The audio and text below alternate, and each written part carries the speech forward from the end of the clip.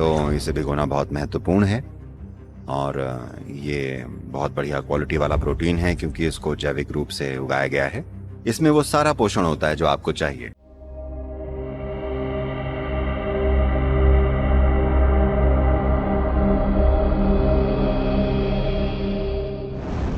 जब हम खाना खाते हैं तो वो सबसे जरूरी बात जो हमको समझ लेनी चाहिए, भोजन ही वो चीज है जो एक लेवल पर हमारे शरीर को बनाता है, दूसरे लेवल पर ये दिन भर चलने के लिए हमारे ईंधन का मुख्य हिस्सा है। जब मैं कहता हूं ईंधन का मुख्य हिस्सा, मतलब और पहलू भी हैं,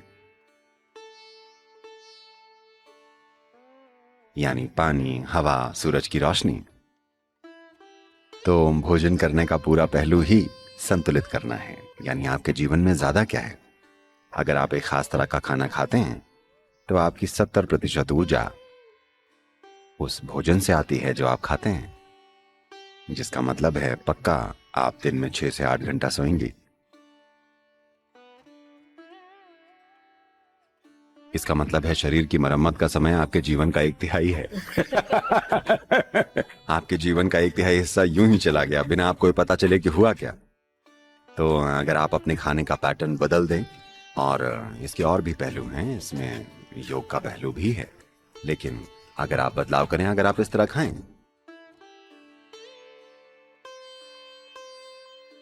तो आप देखेंगी कि जितना खाना आपको चाहिए होता है वो काफी कम हो जाएगा। आपको अपने आप को केवल इतने पर ही रोक के नहीं रखना पड़ेगा, लेकिन इसके बाद भी अगर आपने कुछ खाया तो भोजन की मात्रा कम हो जाएगी और सूरज की रोशनी, हवा, पानी से ऊर्जा प्राप्त करने की आपकी योग्यता बढ़ जाएगी।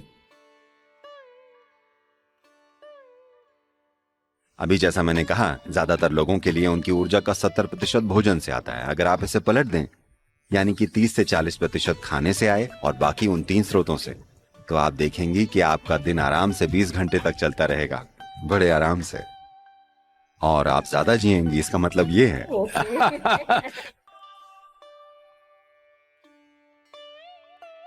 क्योंकि हर कोई ज्यादा सालों तक जीने की सोच रहा है, पर क्या ये जरूरी नहीं है कि आप ज्यादा घंटे जिएं हर रोज?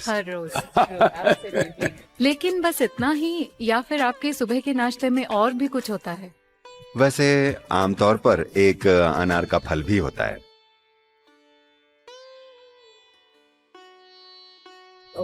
और अगर शारीरिक रूप से मैं बहुत ज्यादा एक्टिव रहने वाला हूँ, मान लीजिए मैं गोल्फ का एक राउंड खेलने वाला हूँ, क्योंकि मैं 18 होल पैदल चलता हूँ, गोल्फ कार्ट की सवारी वैसी चीजें नहीं करता, तो तब शायद मैं कुछ कार्बोहाइड्रेट जोड़ दूं।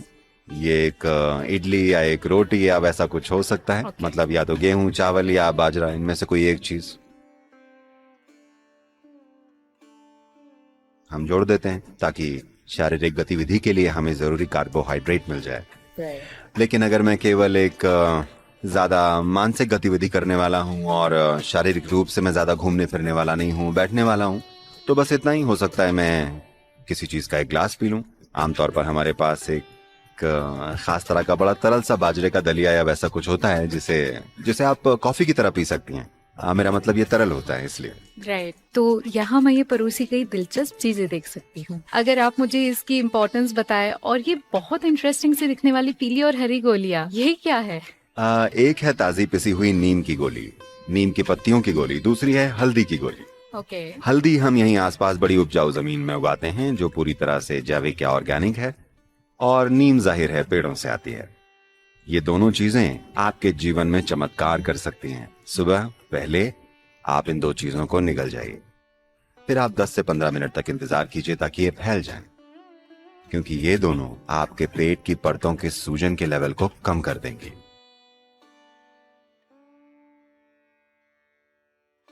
और वहां मौजूद बेफालतू के जीवाणुओं को भी मार देती है जो वहां हो सकते हैं। मान लीजिए वहां कोई परभक्षी है तो उससे भी निपट लिया जाता है।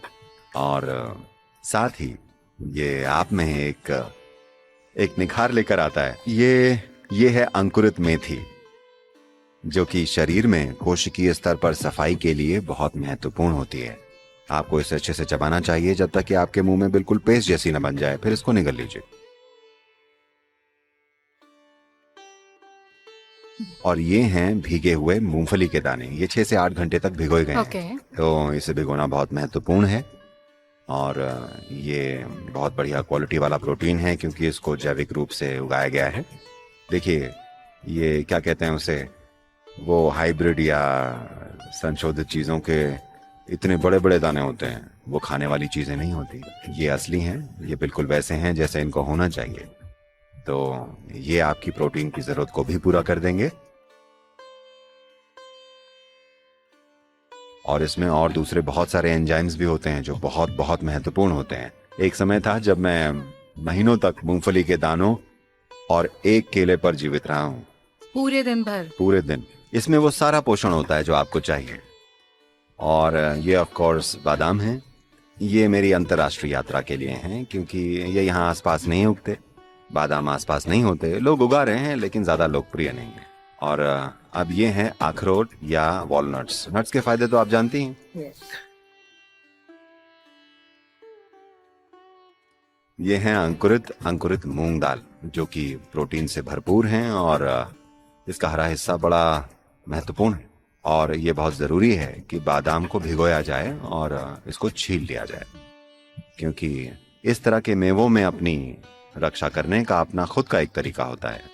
जैसे ही आप इसे पानी में भिगो देते हैं तो वो क्या करता है कि इसके अंदर कुछ ऐसे कैंसर पैदा करने वाले रसायन होते हैं, इसके अंदर ही वो सतह पर आ जाते हैं। ये छिलके के ठीक नीचे होते हैं ताकि कीड़े उसे खाएं नहीं, कीड़े मकोड़े उस पर उस समय हमला न कर दें।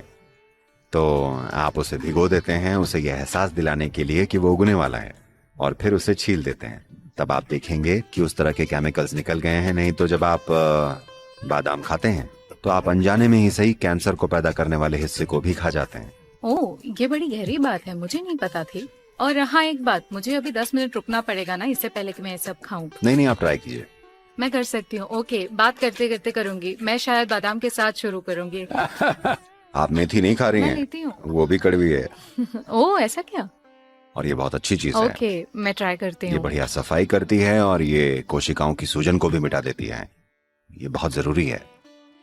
ऐसा कोई खाना है जो हमें नहीं खाना चाहिए?